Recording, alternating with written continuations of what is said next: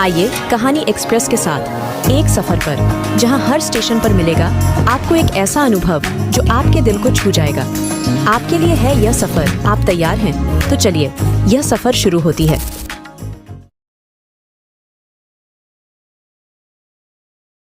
आज एक कन्या का जन्म हुआ है जिसका नाम सौम्या रखा गया है। सौम्या इसलिए क्योंकि यह नाम उसकी चेहरे खूबसूरती के अनुरूप दिख रहा था।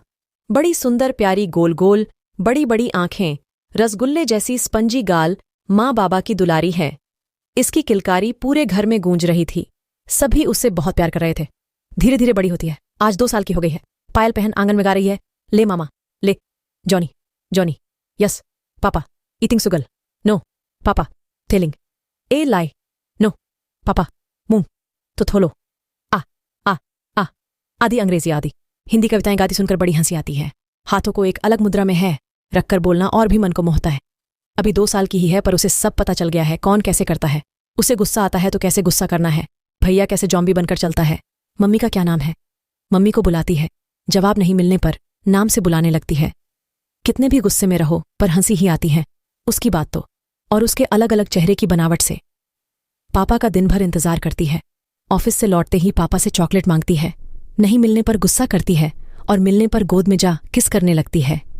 सबसे ज्यादा हंसी को तब आती है जब वह अपने पापा के सोने की नकल करती है। आंख बंद कर हूबहू खराटे लेते हुए सोना। सौम्या आज 5 साल की हो गई है। विद्यालय जाना शुरू कर दी है। उसे पढ़ने में रुचि है, लेकिन पढ़ने से पहले उसकी कई शर्तें और सवाल होते हैं। क्यों पढ़ा रहे हैं? रोज रोज कोई पढ़ता है क्या? इतना कोई पढ़ता है? पढ़ने के बाद क्या दोगी? पापा को फोन कर दो। आइसक्रीम, चॉकलेट, टीवी में जो भी ऐड देता रहेगा खाने की चीजों का, सब पापा को बोल दो लाने के लिए। मैं बोलती हूँ ये सभी चीजें मिलेगी, पर पहले पढ़ाई कर लो। पढ़ाई खत्म कर लोगी तभी मैं पापा को कॉल करके बोलूंगी सब ला देने के लिए। पढ़ने समय 1 सेकंड भी शांत रहे नामुमकिन है। जब तक पढ़े तब तक शर्तें और मांगे बढ़ती रहती हैं। बड़ी मुश्किल से सारे गृह कार्य पूरी करती है। ऐसा रोज का दिनचर्या ही हो गया है। अब सौम्या थोड़ी बड़ी हो गई है और समझदार भी। अब उसके शर्तों में भी कमी आ गई है। अब खुद से ही पढ़ने के लिए बैठ जाती है। 10वीं कक्षा में है। सुबह 4 बजे से ही उठकर पढ़ने लगती है। जो भी याद करना होता है सुबह कर लेती हैं। रोज विद्यालय जाती है। जो समझ में नहीं आता है मुझसे पूछकर समझने की कोशिश करती है। इसी तरह सौम्या 10वीं पारासारों अच्छे अंकों से पास कर लेती है। उसकी रुचि गणित में ज्यादा है और प्रोफेसर बनने की इच्छा भी, इसलिए सौम्या गणित में ही बैचलर डिग्री और मास्टर डिग्री लेती है। अभी पीएचडी कर रही है। अब शादी करने लायक दिखने लगी है, पर उसकी शर्त है कि जब तक मैं प्रोफेसर की जॉब के लायक नहीं हो जाती शादी नहीं करूंगी। हर माता पिता को चिंता होती है कि बेटी बड़ी हो गई है, उसे अब अच्छे साथी की जरूरत है जो उसकी मन की बात को सुने और समझे। इसीलिए अपने रिश्तेदारों के बीच अपनी बेटी के लिए रिश्ते की चर्चा करते हैं। अगर कोई अच्छा लड़का हो तो बताइएगा। सौम्या अपनी पीएचडी पूरे कर रही है। उसके मन में हमेशा यही चलता रहता है कब पीएचडी पूरी करें और प्रोफेसर की कुर्सी पर बैठे। उधर सौम्या के पापा मम्मी लड़का ढूंढने में परेशान हैं। किसी रिश्तेदार के बताने पर लड़के को देखने के लिए लड़के वाले के यहां आज गए हैं। सौम्या के पिता लड़के के पिता से मिलते हैं और लड़के के बारे में जानकारी लेते हैं। लड़के का नाम नितिन है। वह भी पीएचडी कर रहा है। उसका भी सपना प्रोफेसर बनना ही है। नितिन उस समय घर पर नहीं होता है, इसलिए सौम्या के पापा उसका तस्वीर दिखाने को कहते हैं। नितिन के पापा सौम्या के पापा को नितिन का तस्वीर दिखाते हैं। सौम्या के पापा को नितिन पसंद आ जाता है। फिर से आकर रिश्ते को आगे बढ़ाने की बात करते हैं। सौम्या के पापा नितिन की तस्वीर लेकर घर आ जाते हैं। घर आते ही सबसे पहले सौम्या की माँ को नितिन की तस्वीर दिखाते हैं और उसके बारे में सारी बातें बता देते हैं। सौम्या की माँ को भी नितिन पसंद आ जाता है। सौम्या की माँ इस रिश्ते को आगे बढ़ाने की बात करती है। सौम्या की माँ सोचने लगती है कि ये रिश्ता पक्की हो जाए तो कितना अच्छा होगा। सौम्या बहुत खुश होगी यह जानकर कि उसका जीवन साथी भी उसी की तरह सोचता है और उसी पद के लिए तैयारी कर रहा है। शाम होती है। सौम्या की माँ को इस रिश्ते की बात को सौम्या से बताने के लिए उत्सुक हो जाती हैं। सौम्या जब कॉलेज से वापस आती है तो माँ बताना चाहती है, पर थोड़ा सोचने लगती है कि जब रात होगी तब मैं उससे अकेले में बात करूंगी। रात का खाना खाने के बाद सभी कोई सोने चले जाते हैं, पर सौम्या की माँ अभी तक सोई नहीं है। सौम्या से इस रिश्ते के बारे में बताना चाहती है। सौम्या की माँ नितिन की तस्वीर लेकर सौम्या के पास जाती है। पहले उसके मन की बात पूछती है कि क्या तुम्हें अब तक कोई पसंद लड़का पसंद आया है जिससे कि तुम अपना जीवन साथी बना सको। सौम्या कुछ नहीं बोलती है तो सौम्या की बात ही अपनी बात बताना शुरू करती है। तुम्हारे पापा आज तुम्हारे लिए रिश्ते की बात करने गए थे। लड़के का नाम नितिन है और वह तुम्हारी तरह ही पीएचडी कर रहा है। उसका भी सपना प्रोफेसर बनना है। वह दिखने में बहुत ही स्मार्ट है। पापा को यह रिश्ता पसंद है और मुझे भी। ये लड़के का तस्वीर है, तुम भी देख लो और सोच कर बताओ कि तुम्हें यह रिश्ता पसंद है या नहीं। सौम्या की माँ सौम्या को नितिन की तस्वीर देकर चली जाती है। सौम्या नितिन के तस्वीर को अपने तकिए के नीचे रख देती है और बिस्तर पर लेट जाती है।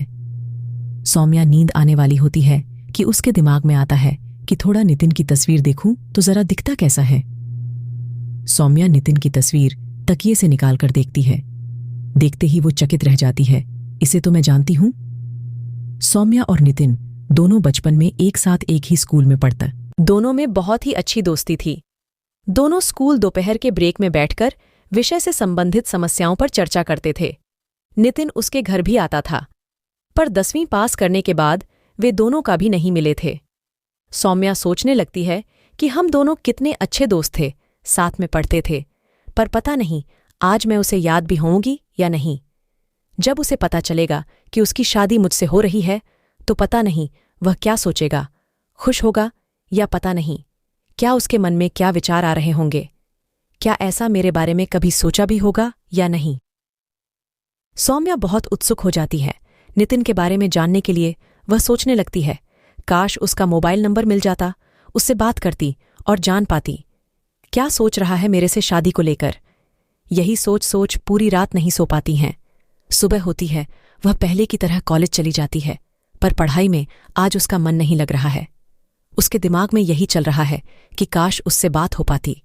पूरा दिन जैसे तैसे क्लास पूरी कर घर आ जाती है।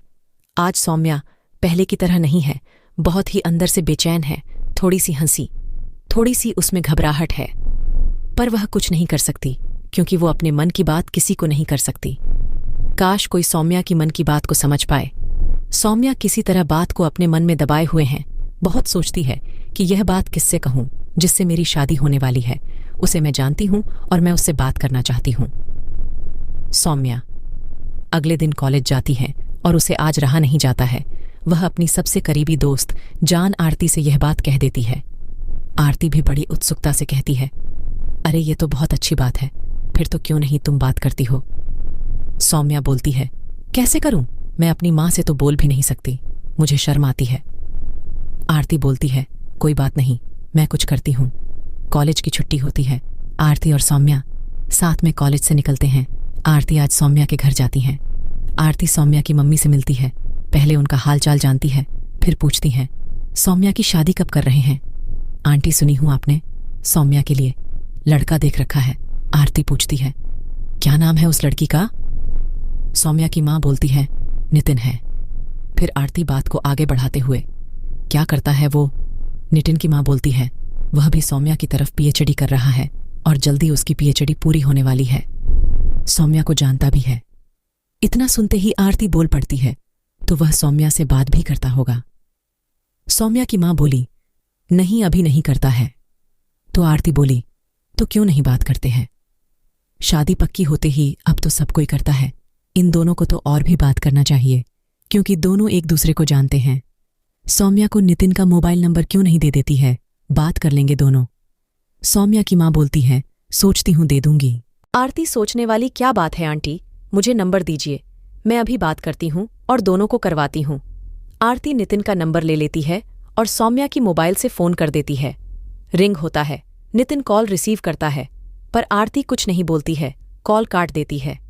आरती बोलती है, आंटी मैं अभी थोड़ी जल्दी में हूं, बाद में मिलूंगी कॉल की। पर बात नहीं हो पा रही है, शायद वह बिजी होंगे। आरती अपने घर चली जाती है। रात में सौम्या सोचती है, एक बार मैं कोशिश करके देखती हूं।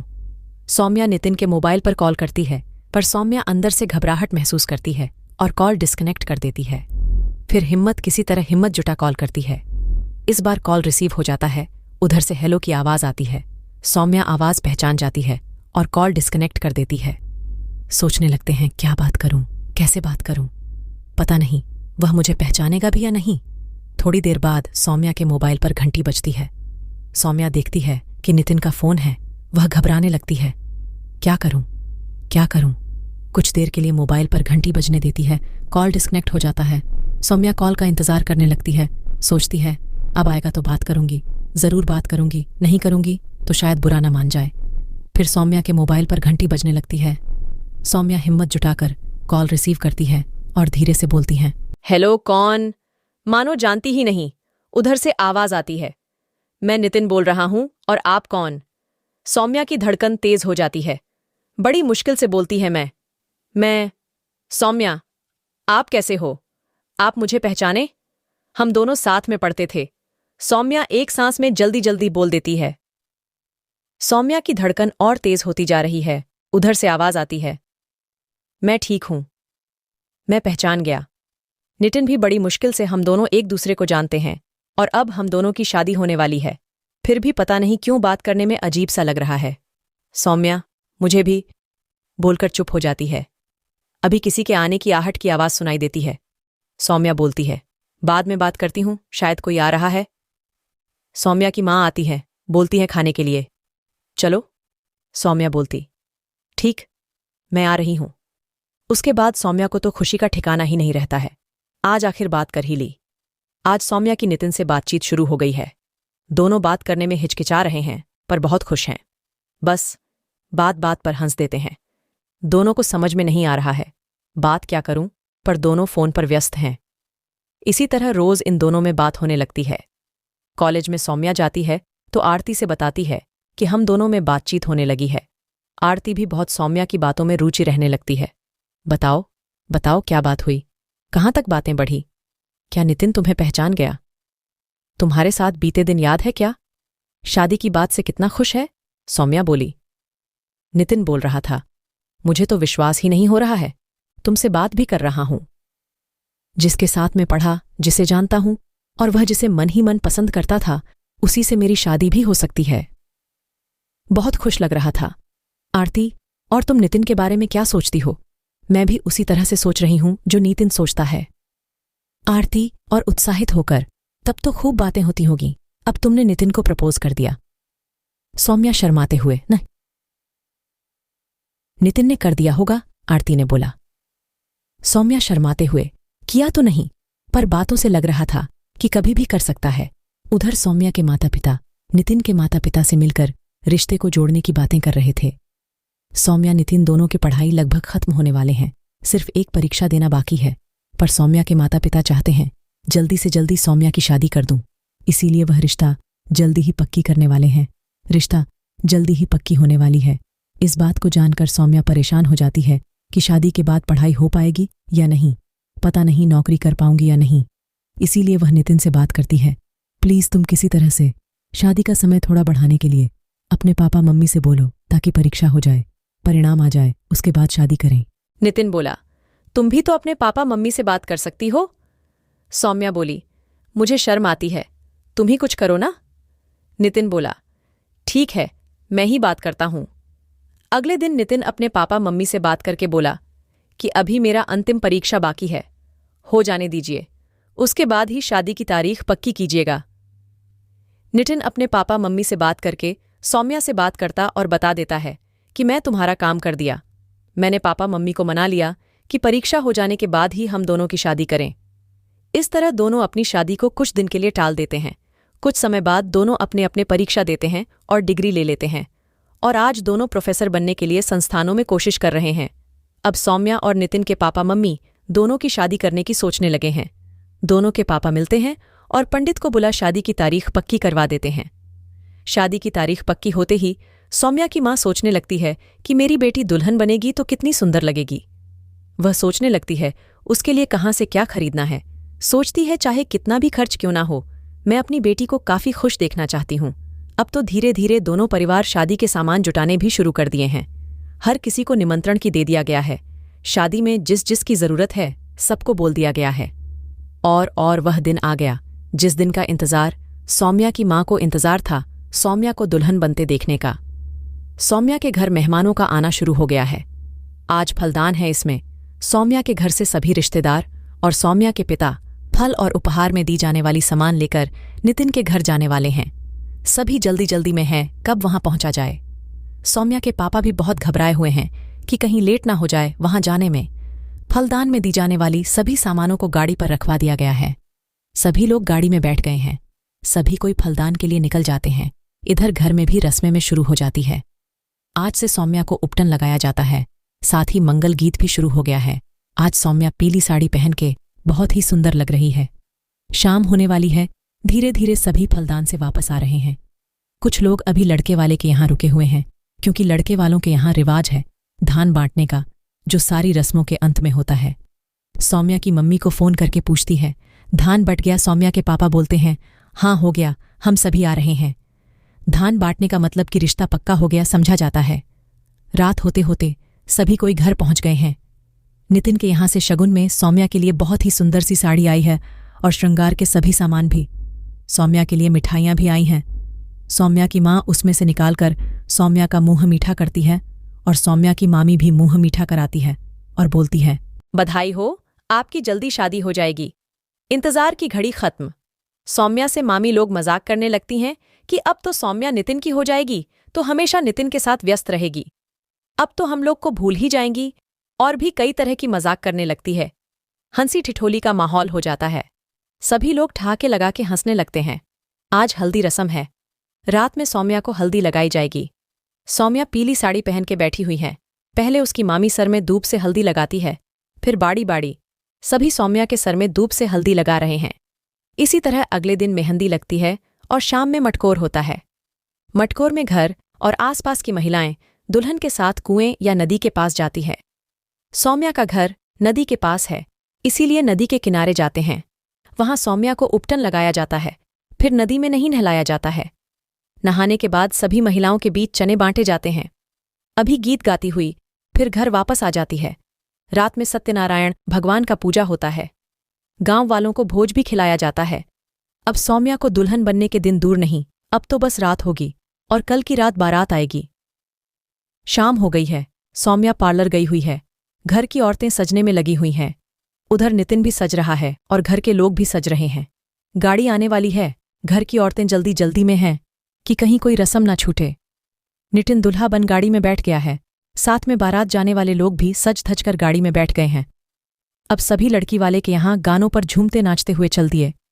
लड़के वाले ने बारात लेकर केकर गाड़ी से लड़की वाले के यहाँ जा रहे हैं। उधर लड़की वाले के यहाँ भी लोग जल्दी जल्दी तैयार हो रहे हैं और दुल्हा के आने का इंतजार कर रहे हैं। पंडाल और वरमाला के लिए मंच सजा हुआ है। दुल्हन सज धज कर अपने दोस्तों और बहनों के साथ थाल सजाए हुए दूल्हे का इंतजार कर रही हैं। तभी बारात आने का शोर होता है। लड़की वाले सभी बारात के स्वागत में लग जाते हैं। लड़की वाले का घर पास आने पर नितिन के कुछ रिश्तेदार और दोस्त पैदल चलने लगते हैं और गानों पर डांस करते हुए आगे बढ़ रहे थे। इधर सौम्या की धड़कन तेज हो रही है कि कैसे मिलेंगे, आज नितिन कैसा दिख रहा होगा, खुद को उसके सामने संभाल पाऊंगी या नहीं। सौम्या अंदर से खुश भी हैं और थोड़ी सी घबराई हुई। बारातियों का स्वागत होने के बाद जयमाला के लिए सौम्या अपनी सहेलियों और बहनों के साथ पांडाल में मंच पर जाती है।